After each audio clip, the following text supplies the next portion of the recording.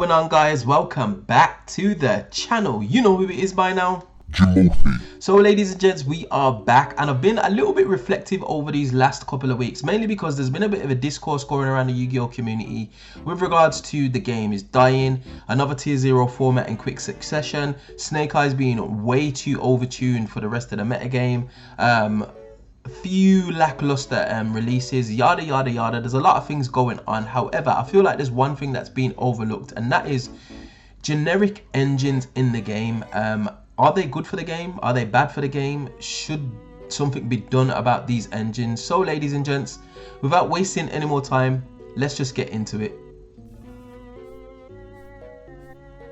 So let's talk about generic engines, and before we go into some of the advantages of a generic engine, just a quick recap of what an engine is.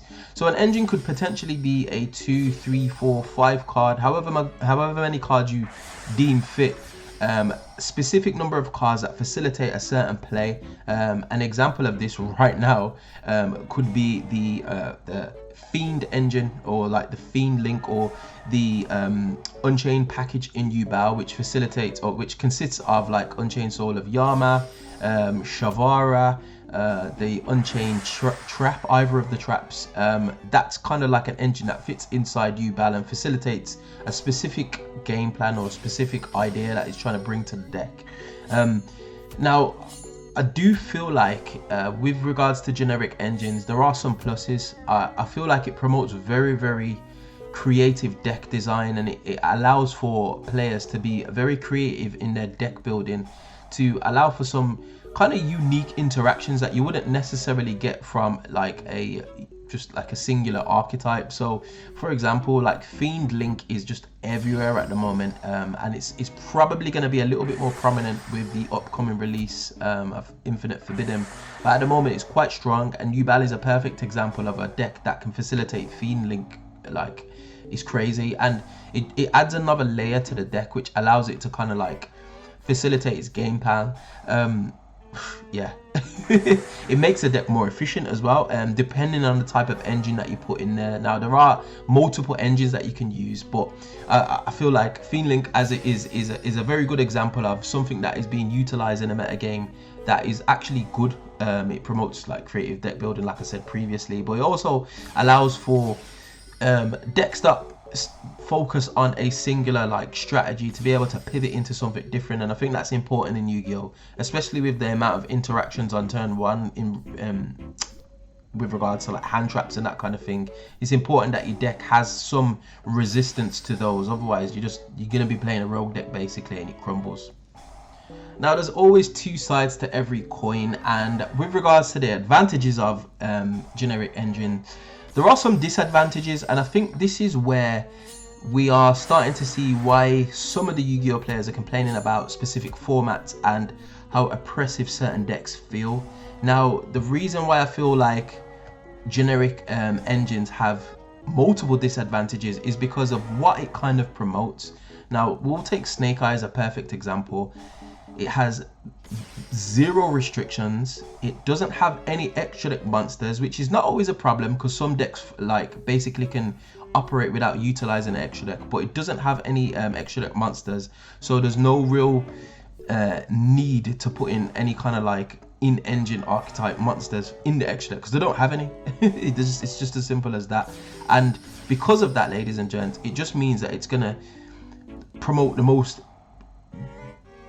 I wouldn't say degenerate, but the most generic style of cards that's deemed to be most effective. And that's why you're seeing things like Barrelode Savage and Baron de Fleur on end boards, on Snake Eye boards, because they could just do that. It was just very simple for them to do that. And with the banning of those, it means that they're now just pivoting in Appaloosa. And we all know the power of links. It sped the game up like tenfold. And with the power of links now, it just means the Snake Eye deck has got so much gas. It's so fast that it kind of outpaces all the other decks. Now, we could get into a whole argument about what cards need to be hit, what cards need to be addressed, but the problem is Snake Eye is a very generic engine, and that's why you're seeing it mixed and meshed with other strategies. You're seeing like Snake Eye Kashtira. You're going to potentially be seeing Snake Eye Fiendsmith, which is another issue. Fiendsmith is another engine I feel like is just a little bit too generic with no real restrictions. And it just promotes the kind of gameplay which people find frustrating, because you're just pivoting into very, very generic boss monsters. Appaloosa's got a target on its back now. It was fine a couple of formats ago. It wasn't as oppressive, it wasn't as prevalent, and arguably you did have Borrowload Savage and Brandafleur still in the format, but Appaloosa was always omnipresent, and now with the limiting of those, players are always going to pivot to the next best thing.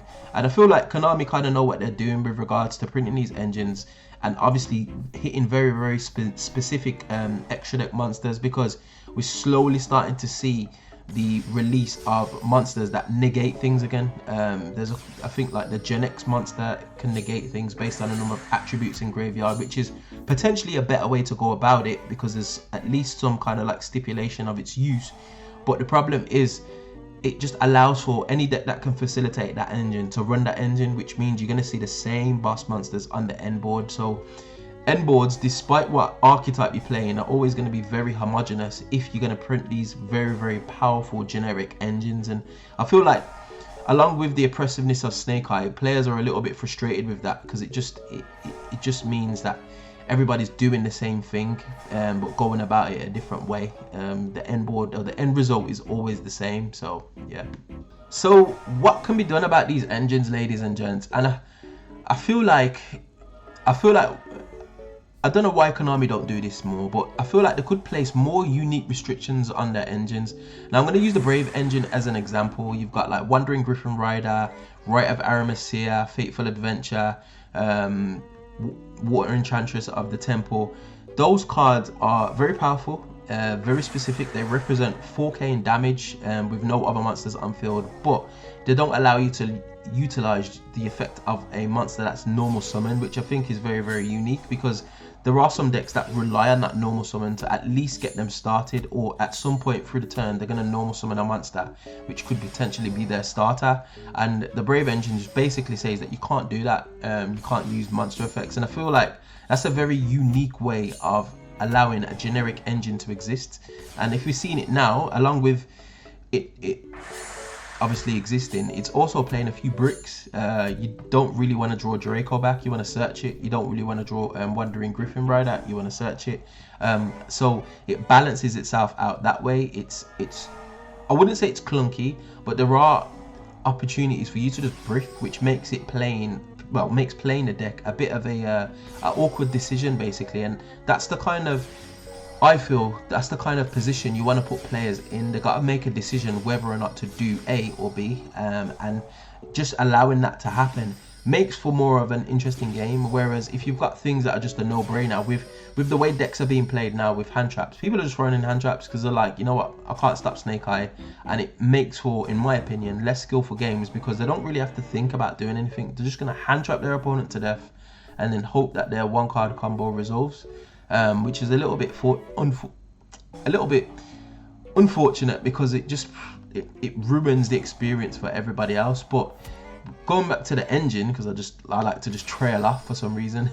Going back to the engine situation, they just need to put some more restrictions on these engines. I mean, Snake Eye's got no restrictions. I believe like Fiendsmith has very, very minor restrictions. You can do a lot before you get locked into anything, and I feel like, as much as it promotes like crafty deck building, it also promotes just like homogeneous end boards, and putting some restrictions will just kind of remove that. It will mean that there's certain decks that will be able to facilitate it, and there should be, but there's also going to be certain decks that can't facilitate it, and that's how it should be. You shouldn't have a generic engine that every deck can just literally access, and I'm not saying that is the case for everywhere, but there's more decks than not that can access those generic engines, and I feel like that's what's promoting this kind of like stale gameplay. So that's my thoughts, ladies and gents. Just something that I had in mind. I mean, get at me in the comment section below your thoughts on this. Are generic engines good for the game, yes or no? Do you feel like some of those generic engines need to be kind of like toned down a little bit? In my opinion, I feel like they do, because like it allows you to play archetypes for what they are. What's the point of printing archetypes if you can just play a bunch of generic engines that facilitate the most oppressive monsters in the game? It's awkward. It kind of like trivializes all the other releases. And I mentioned this about, I don't know who I was talking to, but I was just saying like, what's the point in playing, like, I don't know, Ascend, for example? There is no point in playing it just because it doesn't facilitate the most generic, the most strongest cards in the game. So people just won't play it. So then what's the point in printing it if we're always going to gravitate towards the more powerful archetypes?